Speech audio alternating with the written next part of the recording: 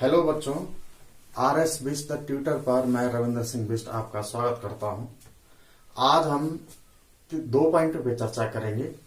एक होगा Kirchhoff law और दूसरा होगा व्हीटस्टोन ब्रिज। तो हमारे जो आज के दो टॉपिक हैं वो है, पहला है Kirchhoff law.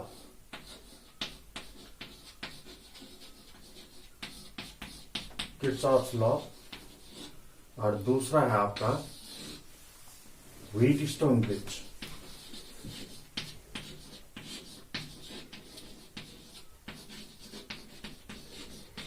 Wheatstone bridge.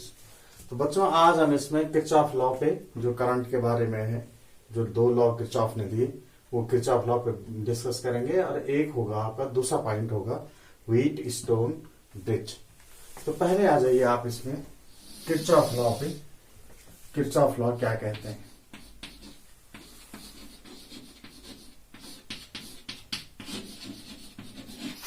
Kirchhoff law,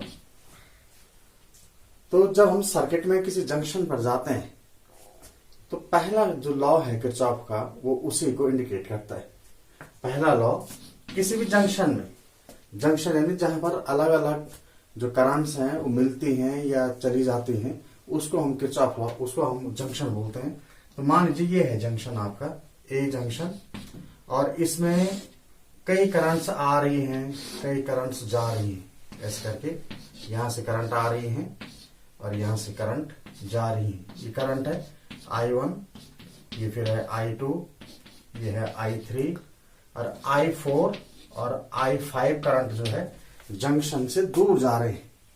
तो अगर किसी भी जंक्शन में करंट, अगर हम किसी भी जंक्शन में किरचॉफ फर्स्ट लॉ लगाना चाहते हैं, यहाँ पे पॉइंट ए पे हम किरचॉफ फर्स्ट लॉ लगाना चाहते हैं, तो यहां पर किरचॉफ ने ये कहा कि सर्किट के किसी भी जंक्शन पर अगर हम किरचॉफ लॉ लगाते हैं तो उसमें जो सम ऑफ करंट्स है, एल्जेब्रिक सम ऑफ करंट, वो हमेशा जीरो होता है।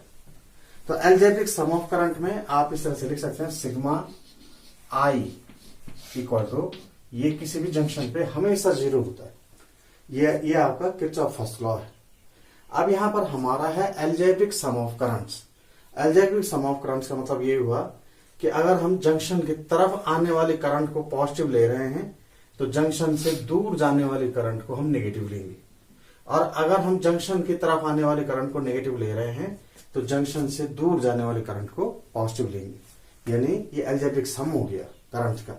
तो अगर हम इस जंक्शन पे करंट लगा, ये जो किरचॉफ फर्स्ट लॉ लगाना चाहते हैं, और अगर हम उसमें सम का ध्यान रखें कि एल्जेब्रिक सम क्या है, तो मैं क्या कर रहा हूं यहाँ पे कि जंक्शन की तरफ आने वाले करंट को पॉजिटिव ले रहा हूं और जंक्शन से दूर जाने वाले करंट को नेगेटिव ले रहा हूं। तो इनका सम देखिए आप यहाँ पे, ये I1 जंक्शन की तरफ आ रही है ये करंट, तो ये हो गया प्लस I1। ये जो I2 है वो जंक्शन की तरफ आ रही है, तो ये भी आपका प्लस I2 हो गया। जंक्शन की तरफ आने वाले करंट को हम पॉजिटिव ले रहे हैं। और ये I3 जंक्शन की तरफ आ रही है, तो ये प्लस I3 हो गया। तो ये तीनों करंट जंक्शन की तरफ आ रही थी, जबकि I4 और I5 करंट जंक्शन से दूर जा रही है। तो जब जंक्शन से दूर जा रहे हैं तो इनकमिंग करंट को हम प्लस ले रहे हैं और आउटगोइंग करंट को नेगेटिव ले रहे हैं इस एल्जेब्रिक सम में। तो यहाँ पर I4 हो गया आपका, क्योंकि जंक्शन से दूर जा रहा है तो माइनस I4, और ये I5 हो गया आपका माइनस I5 इक्वल्स टू 0। तो इस तरह से आप देख रहे हैं कि इन करंट का जो एल्जेब्रिक सम है वो 0 है। और इससे अगर आप और आगे करें तो यहां पर आप लिख सकते हैं I1 plus I2 plus I3 equals to I4 plus I5। यानी आप सीधे सीधे कह सकते हैं कि जंक्शन की तरफ आने वाले करंट का सम और जंक्शन से दूर जाने वाले करंट का सम I4 प्लस I5 ये हमेशा इक्वल होता है। जंक्शन की तरफ I1 plus I2 plus I3, junction की तरफ आने वाले करंट का जो सम है वो जंक्शन से दूर जाने वाले करंट के सम के इक्वल हो गया। तो ये है आपका किरचॉफ का फर्स्ट लॉ। और इस लॉ में आप देखिए कि ये जो नेट करंट कितना है, यहाँ क्या यहाँ पर कोई करंट बचा? जितना भी करंट यहाँ आया था इस जंक्शन में वो सारा का सारा करंट चला गया। यानी इस जंक्शन में जो चार्ज है, जितना चार्ज आया था वो सारा का सारा चार्ज चला गया। यानी जितना इनकमिंग चार्ज था, फ्लो ऑफ चार्ज, उतना ही आउटगोइंग चार्ज है। इसीलिए इसको हम बोलते हैं conservation of Charles law, conservation of Charles law. तो बच्चों ये कंजर्वेशन ऑफ चार्ज लॉ था। तो ये किरचॉफ फर्स्ट लॉ है, इनकमिंग करंट का sum equal to outgoing current का सम। अब आता है बच्चों आपका इसी किरचॉफ लॉ में दूसरा पॉइंट जो आता है आपका, वो आता है किरचॉफ सेकंड लॉ का। और किरचॉफ सेकंड लॉ अब हम इसमें ये आप समझ गए होंगे, पहला वाला Kirchhoff first law, incoming current at a point in a junction equal to outgoing current. अब सेकंड लॉ पे आइए, किरचॉफ सेकंड लॉ।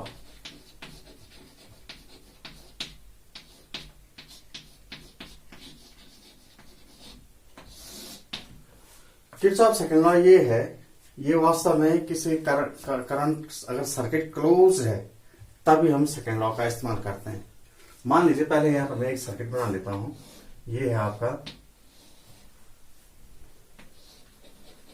ये पहला सर्किट है, ये क्लोज सर्किट बना दिया मैंने ये, और तीसरे वाले में मैंने ये ले लिया, ये R1, R2, R3 और ये है आपका E1, E2। अब देखो बच्चों, इसमें जो दो क्लोज सर्किट है, एक सर्किट आपका ये पहला वाला है, यहां पर आप मान लीजिए कि इसने करंट I1 लिया है, यहां पर इसने करंट I2, और ये दोनों करंट यहां चले गए, यहां पर ये I3 मान रहा हूं। तो अगर आपके चाहे फर्स्ट लॉ लगाने विचार है इस जंक्शन पे, तो इस जंक्शन पे आप लगा सकते हैं incoming current equal to outgoing current. आप सीधे सीधे लिख सकते हैं यहाँ पे I1 प्लस I2 इस जंक्शन पे, यहाँ पे इस जंक्शन की ओर आने वाली करंट I1 प्लस I2 और आउटगोइंग करंट I3, ये इक्वल टू होगा I3। Incoming current equal to outgoing current. ये तो फर्स्ट लॉ है यहाँ पे जो हमने लगाया ये वाला। लेकिन आप सेकंड लॉ की बात आती है तो यहाँ पे आते हैं कि पहला क्लोज सर्किट, दो क्लोज सर्किट है यहाँ पे, एक है पहला ये वाला और दूसरा क्लोज सर्किट ये है, दो सर्किट है क्लोज। इन दो क्लोज सर्किट में आप जो कोई भी डायरेक्शन चूज कर सकते हैं। आप इसमें एंटी क्लॉकवाइज डायरेक्शन भी ले सकते हैं ऐसे अपनी डायरेक्शन, और क्लॉकवाइज डायरेक्शन भी ले सकते हैं। आप स्वतंत्र हैं कि आप कुछ भी कोई भी डायरेक्शन इसमें, चाहे वो क्लॉकवाइज लें या चाहे एंटी क्लॉकवाइज लें, रिजल्ट पे कोई फर्क नहीं पड़ेगा। तो मैं यहाँ पे जो है क्लॉकवाइज डायरेक्शन ले रहा हूं, ये ले लीजिए क्लॉकवाइज डायरेक्शन, ये ऐसे, और ये मैंने ये लिया, ये क्लॉकवाइज डायरेक्शन ले लिया मैंने। आप जरूरी नहीं कि क्लॉकवाइज डायरेक्शन लें, दूसरे सर्किट में मैं यहाँ पे एंटी क्लॉकवाइज डायरेक्शन भी ले सकता हूँ। ये मैं यहाँ पे एंटी क्लॉकवाइज डायरेक्शन भी ले सकता हूँ ऐसे करके। तो पहले किरचॉफ सेकंड लॉ क्या है, ये है कि सिग्मा ई यानी सारे के सारे ईएमएफ का vector some minus sigma I R current और रेजिस्टेंस का प्रोडक्ट, ये हमेशा जीरो आता है। ये आपका किरचॉफ सेकंड लॉ है। यानी ई का सम, ये ई आप इसे ना समझें, ये सिग्मा है, सिग्मा ई इलेक्ट्रोमोटिव फोर्स का वेक्टर सम और आई आर का जो प्रोडक्ट का जो वेक्टर सम है, इन दोनों का जो सम आएगा ये हमेशा जीरो आएगा। इनका वेक्टर सम हमेशा जीरो आता है। तो आप इसे निकाल भी सकते हैं यहां से, ये प्लस कर लीजिए, ये E minus I R equal to zero लिख सकते हैं आप इसको। तो अब यहां पे एक चीज है कि अगर आप इसको लगाना चाह रहे हैं, E minus I R equal to zero लगाना चाह रहे हैं, इस लॉ को अगर यहां लगाना चाह रहे हैं, तो इसमें जब आप करंट के अलोंग जा रहे हो, करंट के अलोंग, तो करंट के अलोंग जाने पर आप करंट को माइनस लेंगे, करंट माइनस आई हो जाएगा। और जब आप करंट के अपोजिट जा रहे हैं, अपोजिट, तो करंट के अपोजिट जाने पर यहां पर करंट को आप पॉजिटिव लेंगे, आई पॉजिटिव लेंगे। यानी करंट के अपोजिट वहां पर प्लस और करंट के अलोंग वहां पर माइनस आई। उसी तरह से अगर आप higher potential to lower potential जा रहे हैं, तो higher potential to lower potential जा रहे हैं तो ई को आपको नेगेटिव लेना है, ये साइन कन्वेंशन है। और जब आप lower potential to higher potential जा रहे हैं सेल में, तब आपको ई पॉजिटिव लेना है। यानी जब आप हायर पोटेंशियल, आपको पता है कि ये सेल है, इस सेल में ये जो बड़ी वाली लाइन है ये पॉजिटिव इलेक्ट्रोड को डिनोट करती है, और जो ये छोटी वाली लाइन है ये नेगेटिव पोटेंशियल को डिनोट करती है। तो अगर आप इस तरफ आ रहे हैं, मान लीजिए आप lower potential to higher potential जा रहे हैं, तब आपको ई पॉजिटिव लेना है। और अगर आप higher potential to lower potential आ रहे हैं, तब आपको ई नेगेटिव लेना है। आई का मैंने पहले बताया, अगर आप आई के अलोंग जा रहे हैं तो नेगेटिव, और आई के अपोजिट जा रहे हैं तो पॉजिटिव लेना है। ये जो रूल ने यहाँ लिखे ये आपको पता होना चाहिए, और इसी पर बेस्ड है तब ये क्वेश्चन यहाँ पर जब मैं इसे लगाऊंगा इन्हीं रूल के थ्रू लगाऊंगा। तो पहले आप अपनी डायरेक्शन देखिए, लूप 1 में क्लोज्ड लूप 1 फर्स्ट लूप में लगाइए। तो ये आपकी डायरेक्शन, अब मैंने पहले ही कहा कि आप इसे क्लॉकवाइज भी ले सकते हैं और एंटी क्लॉकवाइज भी ले सकते हैं। तो जब आप इसे क्लॉकवाइज ले रहे हैं ऐसे करके, तो यहां पर आप करंट के यहां पर पहले ई लेना है, तो हमारी डायरेक्शन ये आ रही है ऐसे करके, और फिर इधर आ रही है। तो आप देख रहे होंगे कि जब इधर आ रही है तो हमारा higher potential to lower potential जो है हमारी डायरेक्शन जा रही है। तो जब higher potential to lower potential आ रहा है, higher potential to lower potential, तो ई को नेगेटिव लेना है। तो यहां पर higher potential to lower potential यानी ई को आप नेगेटिव लीजिए, -E1। और ई को देखिए और आगे, ये हमारी डायरेक्शन है, यहां से आ गया, यहां से आ रहे हैं हम वापस। यहां पर देखिए यहां जा रहे हैं हम lower potential to higher potential. तो यहां पर lower potential to higher potential यानी नेगेटिव से पॉजिटिव की तरफ जा रहे हैं। तो जब lower potential to higher potential जाते हैं तो ई को पॉजिटिव लेना है।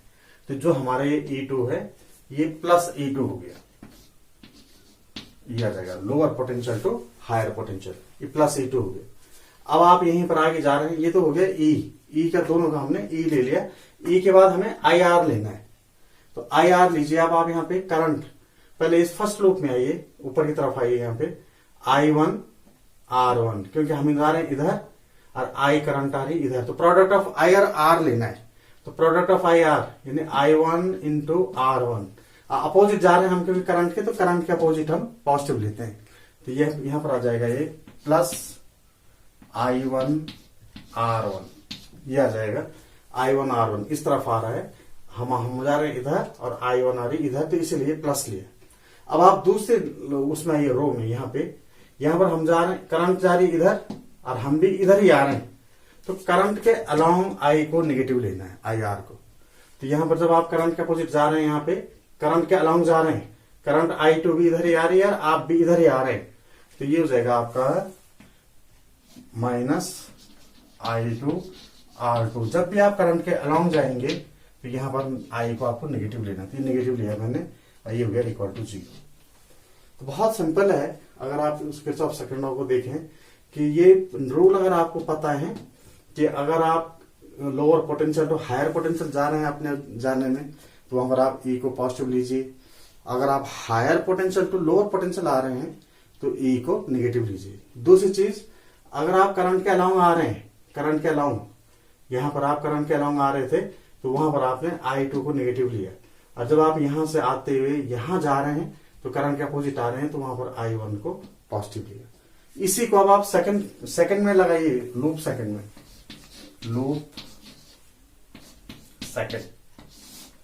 लूप सेकंड ये है।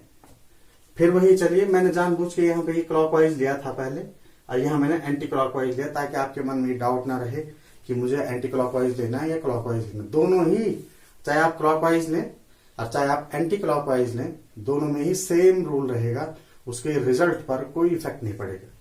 तो लीजिए यहाँ पर मैंने एंटी क्लॉकवाइज ले रखा है, तो यहां से हम आ रहे हैं ऐसे, तो यहां पर हम lower potential to higher potential आ रहे हैं, यानी नेगेटिव टर्मिनल से पॉजिटिव टर्मिनल की तरफ, lower potential to higher potential. तो ये हो गया आपका +E2। ये देखिए lower potential to higher potential में E+ का है।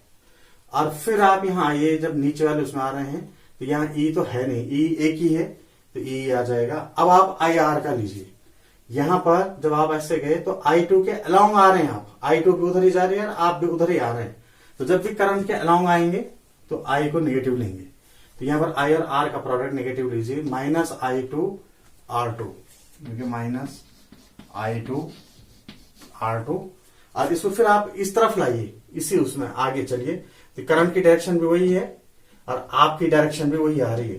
तो I3 R3 along the current है, तो जब अलोंग करंट के होगा तो माइनस में होगा, तो ये हो जाएगा आपका -I3R3 इक्वल्स टू 0।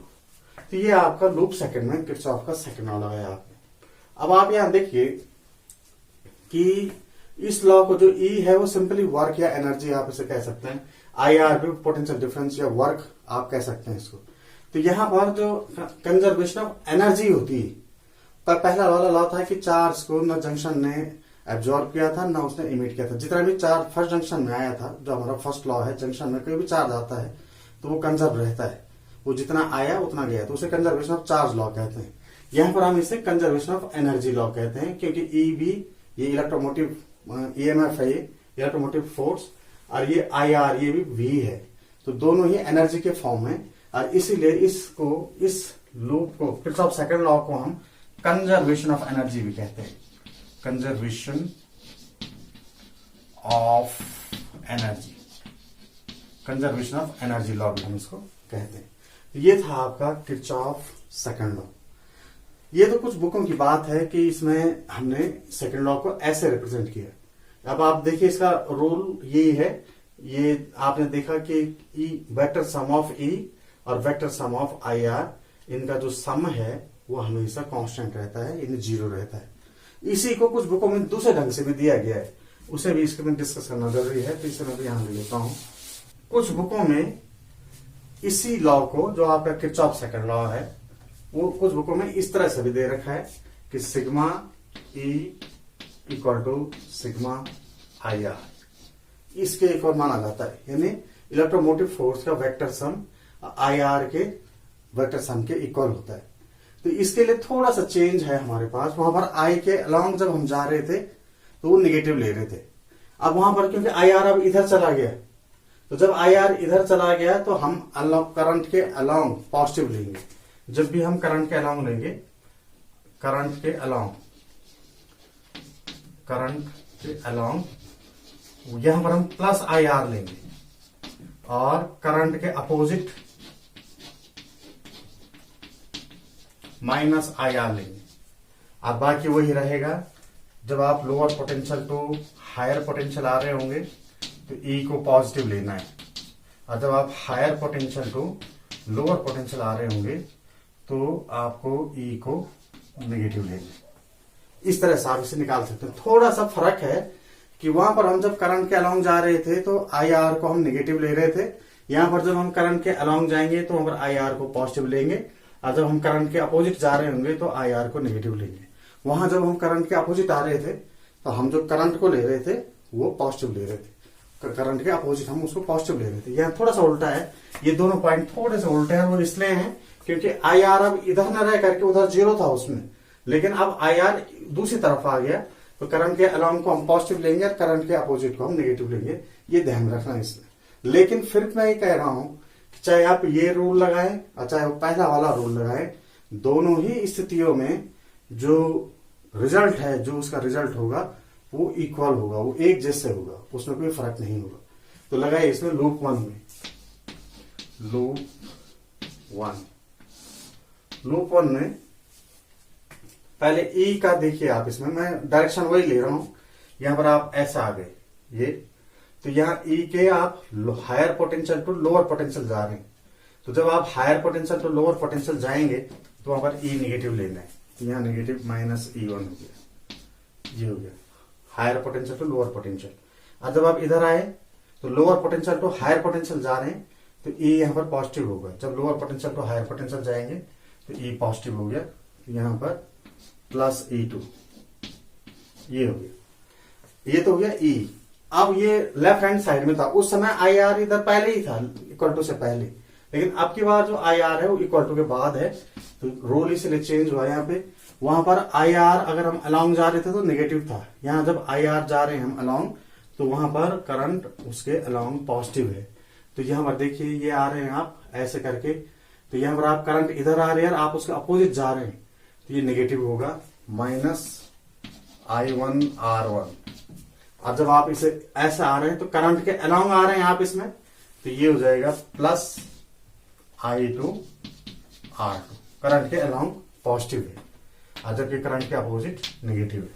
ये दोनों चीज आ गई, तो ये आ गया आपका फर्स्ट लॉ। जो सेकंड लॉ था किरचॉफ, वो ये आ गया फर्स्ट लूप में। और इसको अगर आप पहले वाले से कंपेयर करेंगे, जो हमने पहले वाले मेथड से निकाला था, तो वो भी सेम ऐसे ही आएगा। उनमें भी जब आप E1 E2 को एक तरफ रखेंगे और इसको दूसरी तरफ डिस्प्लेस करेंगे, तो यही चीज आएगी उसमें। उस वाले जो रूल्स आप निकाल चुके थे। अब यहां पर सेकंड वाला लूप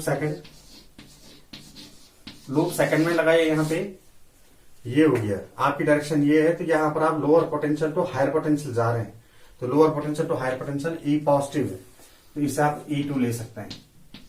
E पॉजिटिव है और यहां और E है नहीं, तो अब आप इक्वल टू ले लेंगे IR का प्रोडक्ट, I और R।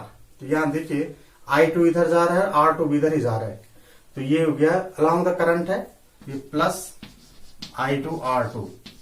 और इसी में जब आप आगे जाएंगे तो I3 R3 along the current है, तो ये भी प्लस I3 R3। ये दूसरा लूप है, ये आ जाएगा। तो आप देख रहे होंगे कि इसमें इसे अप्लाई करने में इसके रिजल्ट में कोई फर्क नहीं आएगा। जो पहला वाला जो हमने रूल निकाला था वो भी सेम ऐसे ही था, और दूसरे वाले बुकों में कुछ उसमें ये दिखाया गया है। तो यहाँ पर ये है कि EMF का जो वेक्टर सम है वो IR प्रोडक्ट के वेक्टर सम के इक्वल है। तो बच्चों ये था आपका Kirchhoff law. Kirchhoff in first law जो कंजर्वेशन ऑफ चार्ज को डिनोट करता है, और जो सेकंड लॉ है वो कंजर्वेशन ऑफ एनर्जी को डिनोट करता है। मुझे उम्मीद है कि ये जो आपने दो लॉ मैंने बताए, दोनों मेथड से, वो आपकी समझ में आ गया होगा और वो आपके हेल्प करेगा। तो अगर आपको ये वीडियो पसंद आए तो हमारे चैनल को सब्सक्राइब भी कीजिए, लाइक भी कीजिए और शेयर भी कीजिए। Thank you. जय हिंद।